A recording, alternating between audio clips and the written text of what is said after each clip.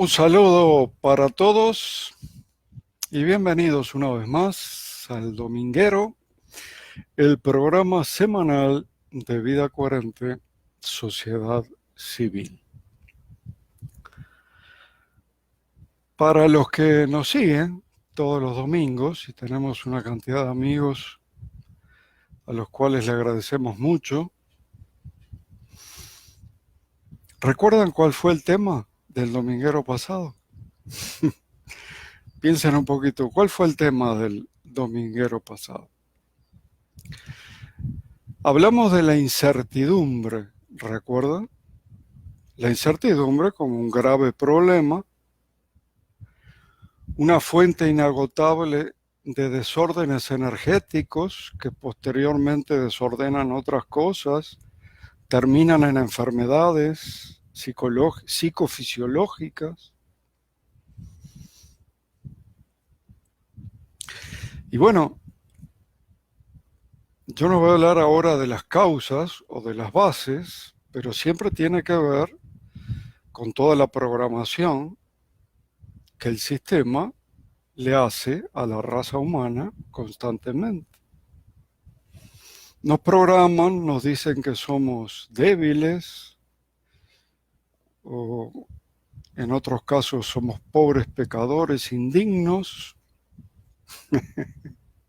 que siempre nos equivocamos.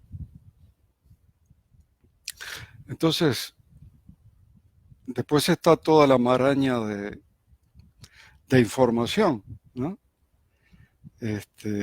Allí la tienen, uno dice una cosa, otro dice otra, otro dice lo contrario, otro lo reafirma, otro dice un poquito y lo otro no. Bueno, la incertidumbre es muy clara, está allí. Y en ese mismo dominguero, el pasado, adelantamos una definición sobre la base de la expansión de la conciencia. Adelantamos una definición de lo que podría ser certeza, se las recuerdo. Sería el estado natural de una persona que ha logrado una importante expansión de su conciencia. ¿Sí? Y decíamos que una vez alcanzado el estado, porque no es una emoción la certeza, es un estado, y lo vamos a afinar más todavía. Una vez alcanzado ese estado de certeza, es imposible perderla. Nos acompaña el resto de nuestra experiencia en esta realidad. No es que va y viene, eso es lo que tiene de bueno. Las emociones van y vienen. Tenemos emociones de dolor, emociones de placer, después tenemos otra de dolor, 3 de placer, 10 de dolor, 5. Y así estamos. ¿Okay? Esto no se mueve, esto queda allí. Y al llegar a lo que llamamos certeza absoluta, o sea que ya, por más dudas que me pasen por enfrente, no me hacen nada, no me afectan. Cuando llegamos a la certeza absoluta, en todos los ámbitos de la vida, pero especialmente en dos particulares, que son la actividad que estoy realizando, lo que algunos le dicen el trabajo. Vamos a decirle la actividad que estoy realizando y las relaciones. Ahí es donde, según esto tiene que ver con la investigación de Harvard, esa investigación gigantesca, probablemente la más grande de la historia, fue una investigación longitudinal de 80 años, Se estudiaron más de 700 personas durante 80 años. No terminó la investigación. Y uno de los que estuvo más metidos en eso, estuvo como 50 años, ahora se dedicó a hablar de la felicidad. Parece que la felicidad no solamente es alcanzable en esta vida, sino que depende de esos dos factores: trabajo, actividad y mis relaciones. ¿Sí?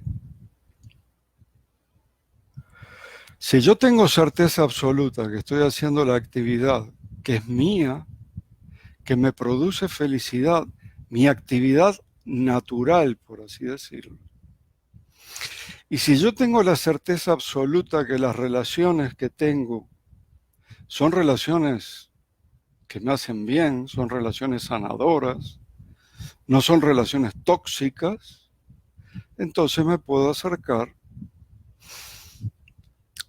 a la felicidad, aunque para algunos la felicidad es una utopía, para la Universidad de Harvard, no. Yo no le llamo mucho felicidad, prefiero llamarlo un estado de plenitud, pero sí se está hablando de eso y ya hace mucho tiempo. Otra definición que les traigo desde otro enfoque, desde otro punto de vista, esto sería una definición tipo diccionario, ¿no? La certeza es la posesión de verdades fundamentales y fundamentadas que se conocen perfectamente. Repito, la certeza es la posesión de verdades, no absolutas, particulares, fundamentales y fundamentadas, que se conocen perfectamente.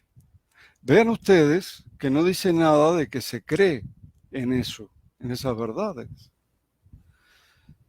Nadie está creyendo aquí, las creencias no tienen nada que ver con la certeza. No es el contrario de la certeza, pero no tienen nada que ver, es otro tema, es harina de otro costal. Y las creencias tienen muchas características que contradicen a la certeza, sin ser el contrario, la contradicen. Por ejemplo, una persona que tiene una cantidad de creencias, por lo general, no tiene un orden sistemático, no tiene una cosmovisión completa. Eso ya es un problema. Al no tener una cosmovisión completa, no existen criterios de verdad para que uno pueda decir, esto lo acepto y esto no lo acepto. ¿Qué son los criterios de verdad? Le pueden llamar criterios de validez, si quieren. Lo importante es que yo tengo unos criterios que cuando llega algo nuevo, comparo con el criterio y digo, esto sí, esto no. Esto sí y esto no. Las personas que creen así de manera aleatoria no tienen eso. No tienen eso. Porque justamente son esos criterios de verdad los que me dicen si puedo estar seguro de que eso que tengo es una verdad parcial, pero una verdad, o es una ocurrencia, o es una mentira, o es un invento, o sea, o todo eso junto, ¿verdad? Otra característica, si yo tengo certeza absoluta en algo, no tengo la necesidad compulsiva de estarlo confirmando a cada rato. ¿Vieron esas personas que creen en algo y lo único que hacen en su vida, en lugar de vivir, es confirmar esa creencia. Y por supuesto que aparecen. Por supuesto que aparecen.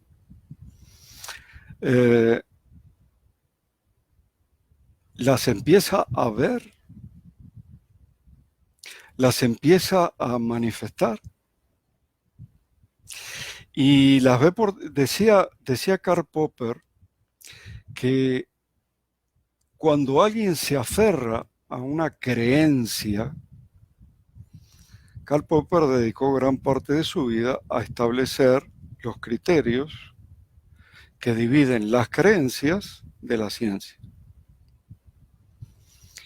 Y si yo les dijera las creencias que hay por allí, no me podrían creer. Y no las voy a decir porque tal vez se pueda ofender a alguien que se dedica a eso, pero para Popper eran creencias. Popper decía, cuando alguien se aferra a una creencia, empieza a haber confirmaciones por todos lados. Por todos lados empieza a haber confirmaciones. Todo es una confirmación. Lo que esa persona dijo, pero en especial lo que no dijo. Lo que esa persona hizo, pero en especial lo que no hizo. Todo es confirmación. Es como una compulsión a confirmar esas creencias que en el fondo son muy dudosas, porque parten de ocurrencias y parten de inventos que no tienen un fundamento firme. Si ustedes van a la historia de esa disciplina, van a ver que hay una cantidad de fundamentos que no son para nada firmes, que han salido por inferencia de los creadores de eso. La certeza permite afirmar un conocimiento sin ningún temor a la duda. Y me decía una persona que logró llegar a la certeza absoluta, yo tuve una cantidad de dudas, pero ya no le tengo miedo a las dudas porque las dudas pasan y yo estoy aferrado a la certeza, así que sé que va a funcionar. Obviamente, esa persona se basaba en un criterio de verdad. Y les quiero contar cuál es el criterio de verdad de vida coherente. En realidad tenemos varios, porque no siempre está la posibilidad de tener el primero y el más importante. El primero y el más importante es la prueba empírica.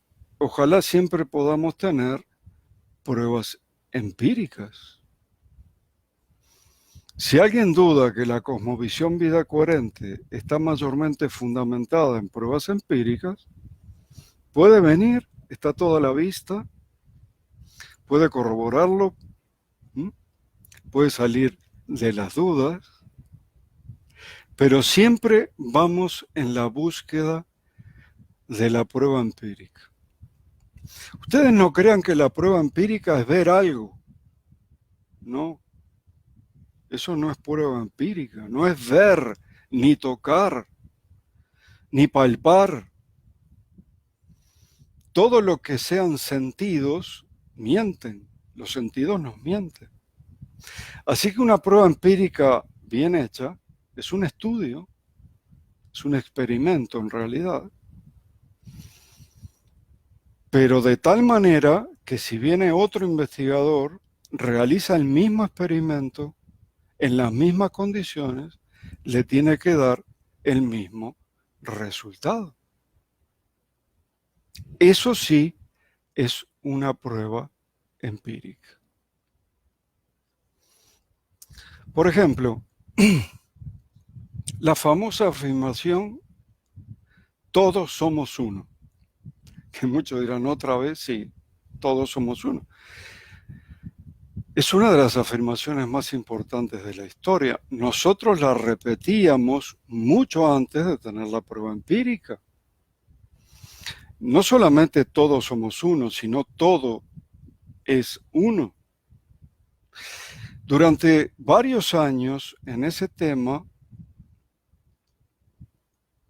lo único que teníamos para basarnos fue la primera persona a la que se le ocurrió, el doctor David Bohm, y el doctor David Bohm se basaba en trabajos neurocientíficos de un neurofisiólogo llamado Carl Pribram, el que demostró que el cerebro trabaja como un holograma. Y cuando digo holograma, no se olviden, un holograma es un sistema tal que cada elemento contiene la información de todos los otros elementos. Cada elemento tiene la información de la totalidad. Así que en 1982, cuando aquel francés Aspect le dijo a la comunidad científica, miren, yo logré con fotones el famoso entrelazamiento cuántico que hasta ahora no se había hecho bien, y hubo una cantidad de físicos teóricos que empezaron a proponer hipótesis porque tenía que haber una señal más rápida que la luz.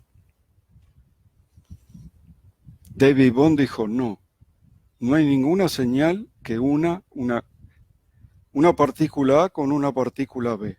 No, ya estaban unidas. Vivimos en un universo donde todo es uno. Todo ya está unido. David Bohm se basaba en toda la matemática de su física teórica también.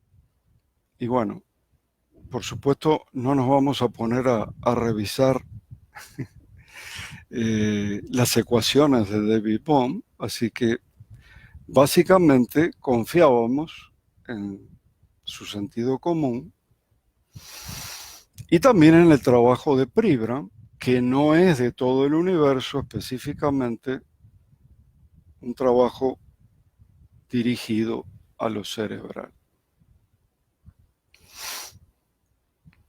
Pero llegaron mejores tiempos y el año pasado descubrimos el trabajo de Jacobo Grinberg.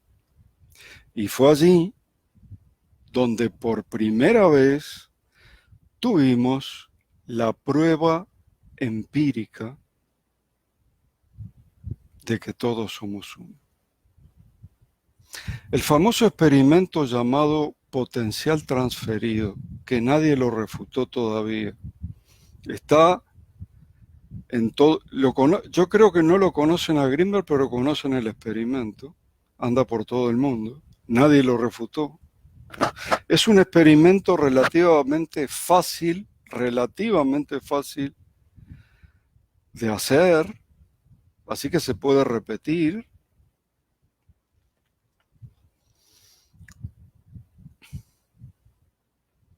Es la prueba empírica de que todos somos uno y de que todo es uno. Y esto es importantísimo.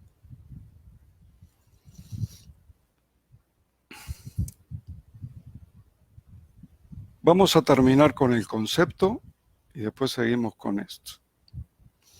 Lo contrario a la certeza es la ignorancia. Ese sí es el contrario a la certeza. Porque si yo no sé sobre algo, no estudié determinada cosa, ¿qué certeza voy a tener? Si no investigué sobre eso, ¿qué certeza puedo tener? Podré tener opiniones, pero las opiniones no me llevan a nada. Ya estamos hablando de certeza. Si se desconoce algo, no se puede tener certeza. Hay un grado intermedio entre la certeza y la ignorancia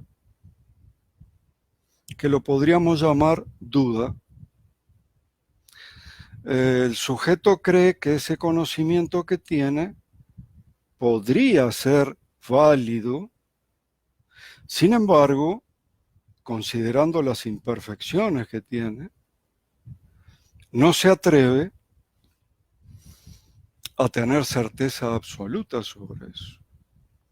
Así que está en la duda, no lo puedo afirmar, un punto intermedio.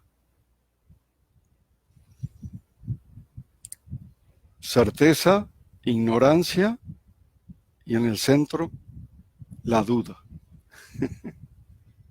Muy bien. Hace 2500 años que el ser humano está con esto. No fue de ayer para hoy que estamos hablando de este tema y lo consideramos súper importante. No es un tema de Greenberg. No es un tema de la física teórica. Es un tema fundamental para vida coherente. Porque lo que produce la incertidumbre son desórdenes tremendos a nivel energético y los desórdenes a nivel energético producen enfermedades. Por lo tanto, vivir en un estado de certeza es lo mejor que nos puede pasar. A los que estamos en vida coherente es lo mejor que nos puede pasar. Los antiguos filósofos griegos hacían alusión a un camino que siempre llevaba a la verdad. Esto se los conté en otra oportunidad con otro tema, pero aquí también aplica el camino de la episteme. Y episteme tiene muchas traducciones. El camino de la verdad, el camino de la sabiduría, el camino del ser, pero la más correcta de todas es el camino de lo certero. Certero, certeza, ¿verdad?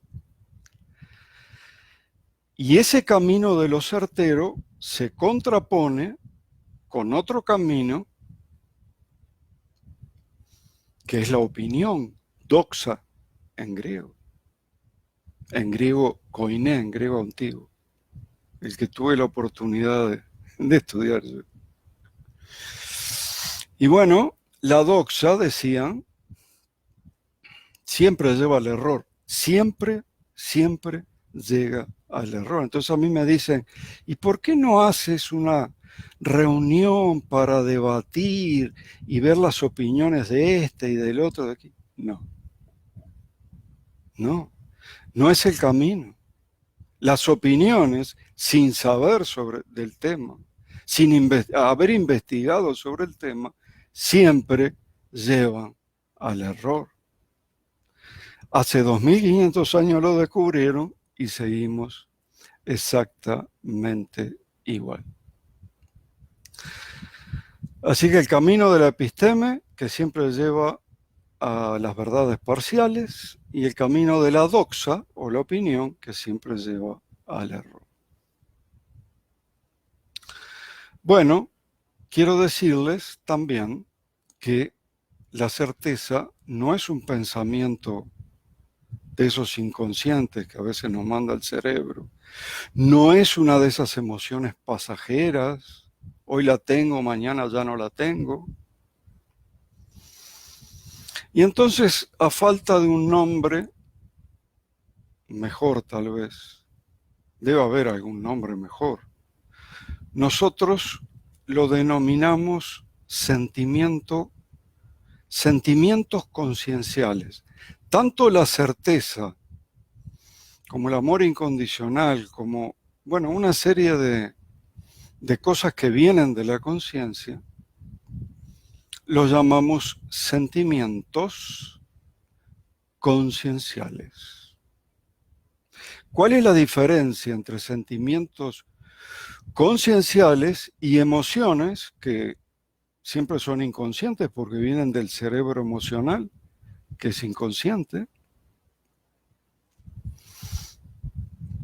Y la gran diferencia es que los sentimientos concienciales son totalmente estables, ya dije, pueden estar toda la vida con un sentimiento de la conciencia, son completos, nos mandan la certeza como un concepto completo global y son mucho más profundos.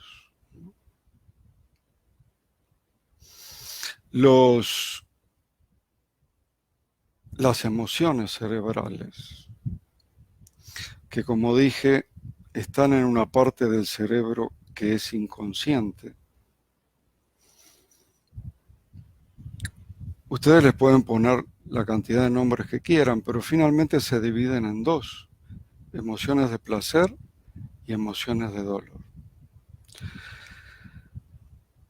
Salen, o sea, la ruta empieza en la amígdala cerebral, pero eso se guarda, tanto una emoción de placer como una emoción de dolor, se guarda en dos núcleos cerebrales totalmente diferentes. Las de dolor se guardan en el núcleo centromedial de la amígdala cerebral y las del placer se basan en el núcleo accumbens, que también tiene que ver con el miedo, lo cual hace mucho sentido porque cada vez que tengo una experiencia de placer, eso va acompañado de una cantidad de miedos. Temor a perderlo, temor a que se termine, temor a que me lo quiten. Esas son emociones pasajeras. Y bueno, nada que ver con los sentimientos de la conciencia. Por eso hubo que buscar un nombre. La certeza es uno de los sentimientos concienciales. El hecho de que lo que les conté de este compañero nuestro, el hecho de que estaba anclado en la certeza, no lo libraba de las dudas. Las dudas le seguían llegando. Simplemente las dudas ya no lo afectaban. No lo afectaban porque él sabía cuál era el resultado final, porque estaba anclado a la certeza.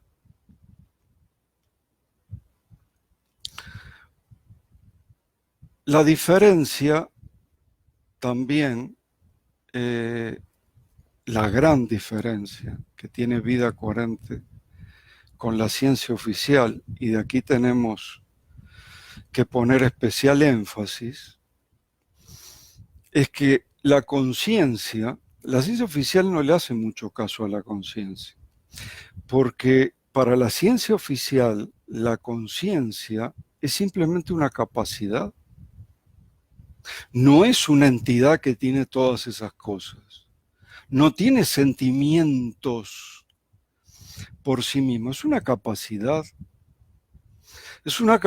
que surge ¿de qué? Bueno, de la evolución neuronal. Las neuronas evolucionaron de tal manera que están en condiciones de realizar un epifenómeno que nosotros le llamamos conciencia. Y básicamente ese epifenómeno neuronal es el conocimiento de mí mismo. O sea, yo me auto-reconozco frente a un espejo. No hay muchas características más de lo que es la conciencia. También ya les conté en algunas ocasiones que hay muchos animales que también se reconocen frente a un espejo. Entonces, es un poquito contradictorio.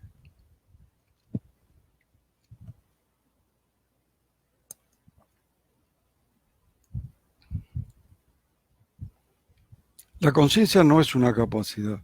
La conciencia es una entidad.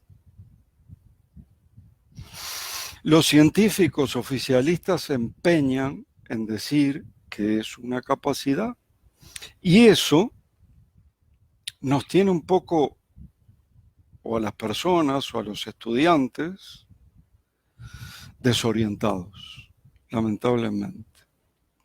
Además, hay contradicciones tremendas. Por un lado, la neurociencia dice, el ego no existe, no tiene ningún lugar en el cerebro. No tiene una región, no tiene un núcleo, no tiene un puntito, no tiene nada. Ese sentido del yo que llamamos ego no existe en el cerebro. Es una construcción ilusoria de todo el cerebro. Entonces yo le preguntaría al que dice eso, entonces no hay individualidad. Si no tenemos un verdadero sentido del yo, no existe la individualidad. O sea, ¿la individualidad es una falsedad inventada por nosotros? Yo creo que no.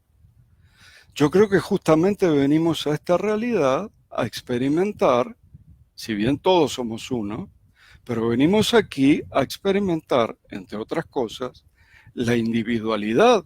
Pero eso no se puede hacer con un sentido del yo ilusorio. Hay un verdadero sentido del yo, que es la conciencia. Cada uno de nosotros somos conciencias experimentando en un vehículo que se adapta a esta frecuencia de realidad. Pero nuestro verdadero yo es la conciencia, no el ego. Entonces ahí se entienden mucho más las cosas. Conciencia es el mismo concepto de alma. No utilizamos más la palabra alma porque, bueno, se la apoderó la religión, así que la palabra alma la dejamos, pero hablar de alma y hablar de conciencia es exactamente lo mismo.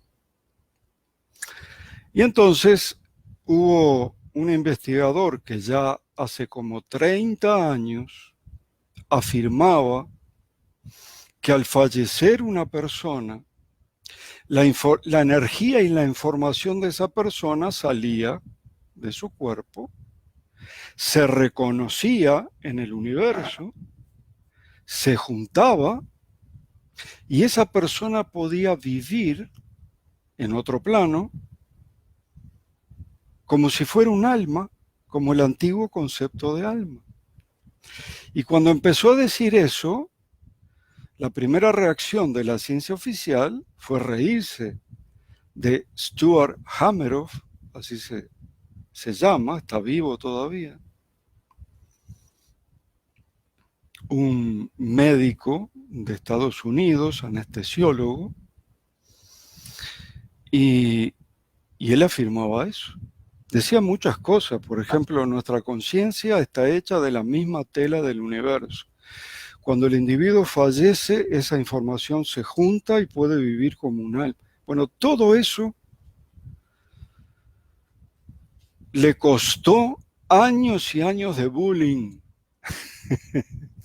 Se reían de él, le hacían bromas. Para los científicos oficialistas era imposible. Y esto predominó en la vida de Stuart Hameroff hasta que llegó alguien a ayudarlo, pero ni más ni menos que Sir Roger Penrose. Y de Roger Penrose nadie se ríe. Es el matemático vivo de mayor nivel en este momento en el planeta Tierra. Nadie se ríe de Roger Penrose. Entonces, Roger Penrose lo que hizo es ayudarlo con sus cálculos matemáticos impresionantes, y entonces la hipótesis de Stuart Hameroff resulta que era viable. La hipótesis de Hameroff es que la conciencia tiene su base, tiene su asiento en los microtúbulos del esqueleto neuronal, o sea, el citoesqueleto neuronal. Ellos se refieren al cerebro, siempre estudian el cerebro. De nuestros sistemas neuronales tienen microtúbulos. Allí se asienta la conciencia. La conciencia es no local, puede estar en muchos lugares a la vez, pero ese es como el asiento de la conciencia. Los cálculos de Penrose apuntaban a que esta hipótesis era válida.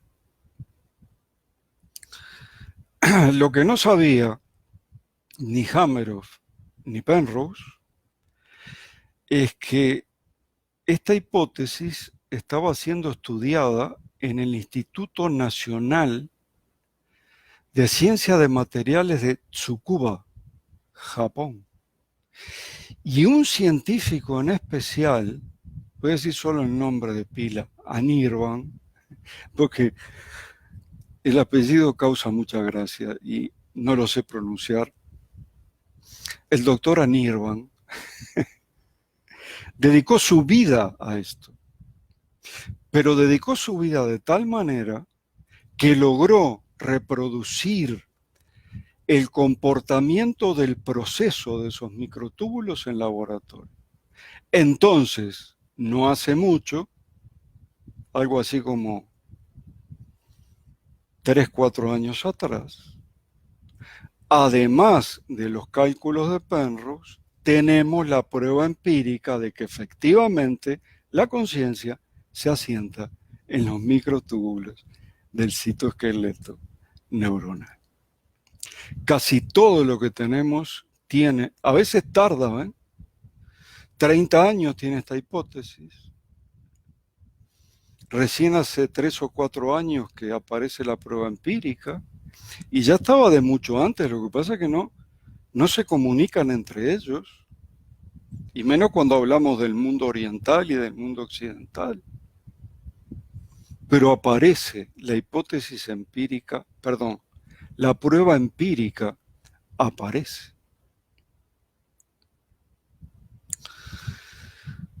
Sobre la conciencia y sobre ese sentimiento llamado certeza que nos da la conciencia, que solamente la conciencia nos puede otorgar,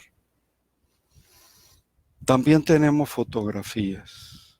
Las famosas fotografías de Konstantin Korotov, catedrático de la Universidad de San Petersburgo, quien secuencialmente fue sacando fotografías de cómo sale el alma del cuerpo, cómo sale la conciencia del cuerpo. Lo hizo en 19 fallecidos. Ahora, yo acabo de decir que todo lo que sea por los sentidos, ver, tocar, eso no se acepta mucho porque puede haber, los sentidos nos pueden engañar. Sin embargo, ahí están las fotografías, es un indicio más. Y no deben estar tan mal porque fueron estudiadas en todo el mundo, trataron de buscarle la quinta pata al gato en todo el mundo, no pudieron, y ahora son tan importantes las fotografías Korotov que el Ministerio de Salud de Rusia las está utilizando para diagnosticar enfermedades. Si un Ministerio de Salud, o sea, si un gobierno acepta una cosa como esta para diagnosticar enfermedades, para que las usen todos los médicos, bueno, tiene que ser algo muy serio, ¿no? Tiene que ser algo que realmente funcione.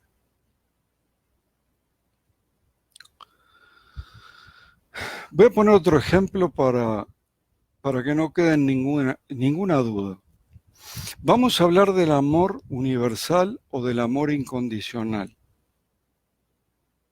Quizás el ejemplo más conocido es el amor de una madre hacia un hijo, ¿verdad? Bueno, nadie dijo que durante la vida en la cual esa madre convive con su hijo o posteriormente no van a tener emociones de dolor. Sí van a tener emociones de dolor, por supuesto.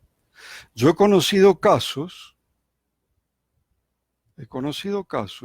de madres cuya vida con su hijo, y es verdad, estoy pensando en un caso en particular, fue una verdadera tortura.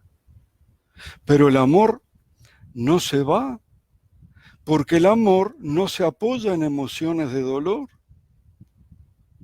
se apoya en una certeza que viene de la conciencia. Así que si yo tengo la certeza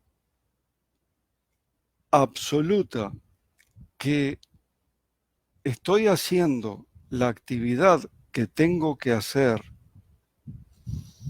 yo siempre digo la actividad que vine a hacer a esta vida, y tengo la certeza absoluta que las personas que se relacionan conmigo son personas que me ayudan, bueno, entonces allí estoy viviendo la vida. De lo contrario, lo que hago es sobrevivir. Estoy soportando un trabajo que no me gusta, que me tengo que levantar todos los días a hacerlo porque necesito el dinero para comer, pero simplemente eso es para sobrevivir. ¿Se dan cuenta lo importante que es la certeza? ¿Se dan cuenta cómo tenemos que buscarla, y no solo buscarla, sino anclarla, hacerla nuestra? El amor universal también, pero la certeza yo la destaco, tal vez por sobre todo, porque es la única cosa que a mí me dice, bueno, estás yendo bien, la episteme, estás por el camino certero, o te estás dejando llevar por las opiniones. Vas a llegar al error. Así que es un tema de primer nivel para vida coherente. Este año vamos a utilizar una metodología de expansión de la conciencia que fue creada por el doctor Jacobo Grinberg. Grinberg no usaba como nosotros grupos así, grupos, los nuestros llaman grupos de coherencia, pero sí enfatizaba mucho en el trabajo con los otros. Lo que me ayuda a mí a expandir la conciencia es el trabajo que yo hago con otros. La experiencia de otro enriquece mi experiencia. Yo no puedo tener todas las experiencias. Yo soy una conciencia circunscrita a una experiencia. Entonces tengo, de alguna manera, límites que pueden ser expandidos, pueden ser ampliados con otras experiencias.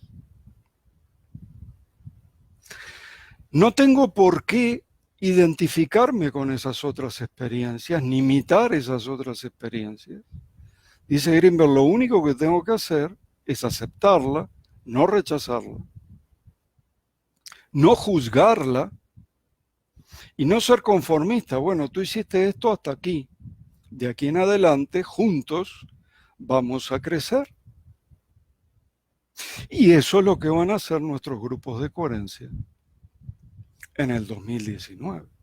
Así que están todos invitados, porque el año pasado nos dedicábamos a reunirnos, a enviar información coherente al mundo. Se logran cosas, no lo vamos a dejar de hacer. Nos vamos a seguir reuniendo para decretar o lo que tengamos que hacer para ayudar al mundo entero, o para ayudar y apoyar a una persona del grupo en particular. Eso se sigue haciendo. Pero toda esta metodología de expansión de la conciencia, que ahora la conocemos muy bien, va a ser el centro de los trabajos de los grupos Yo estuve tentado a ponerle grupos de conciencia, pero se iban a complicar más. De los grupos de coherencia, los mismos que estaban el año pasado y los nuevos que se están abriendo ahora. Se están abriendo una cantidad de nuevos grupos de coherencia. Y en la medida que esos grupos de coherencia aumenten en cantidad, vamos a poder cada vez más expandir nuestras conciencias circunscritas. Y no hay límite. Nosotros, Grinberg habla de una dirección evolutiva. Si nos ponemos en una dirección evolutiva, allí quedamos. No hay límites. Hay una dirección contraria también. Y tampoco tiene límites. Entonces, la propuesta para este año es que tenemos que tener certeza absoluta. La pregunta que les voy a hacer, y me siento tentado a dejárselo de tarea, es ¿en qué tengo que tener plena certeza? ¿Cuál es la certeza más importante de todas? ¿La cosmovisión de vida coherente? No. ¿Cuál es la certeza más importante de todas? A ver si se le ocurre a alguien y me lo escribe. ¿Cuál es la certeza más importante de todas? A partir de allí surge todo lo demás. No, no la estoy viendo. La certeza más importante de todas es que yo soy una conciencia. Cuando logro tener conciencia absoluta, plena certeza de que mi yo es una conciencia experimentando, allí se empiezan a solucionar las cosas, allí me pongo en el camino evolutivo. Y allí podemos empezar a expandir esta conciencia circunscrita. Y allí podemos enseñar a los demás a expandir esta conciencia. Podemos apoyar a una cantidad de gente. Y bueno, la certeza no es el único sentimiento conciencial, hay muchos más. La coherencia no la dejamos. Lo que pasa es que los que vienen atrás, o sea, la coherencia, la misericordia, todo lo que ustedes puedan pensar de sentimientos concienciales, el amor, la calma o la paz tal vez. Todo eso es como que se transforma, ahí sí, en un epifenómeno de la conciencia expandida. Es la forma natural que tiene de actuar una persona que llegó a un importante nivel de expansión de su conciencia. Pero no vamos a dejar la coherencia, no se preocupen. Esto se va a seguir llamando vida coherente, los grupos se van a seguir llamando grupos de coherencia, vamos a seguir enviando información coherente a quien la necesite.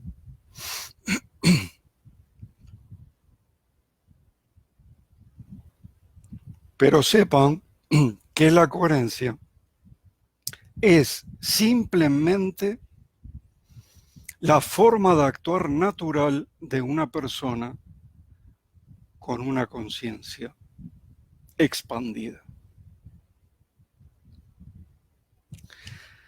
Nos vemos el próximo domingo. Están todos invitados a los grupos de coherencia, ya con otro tema diferente. Que estén muy bien.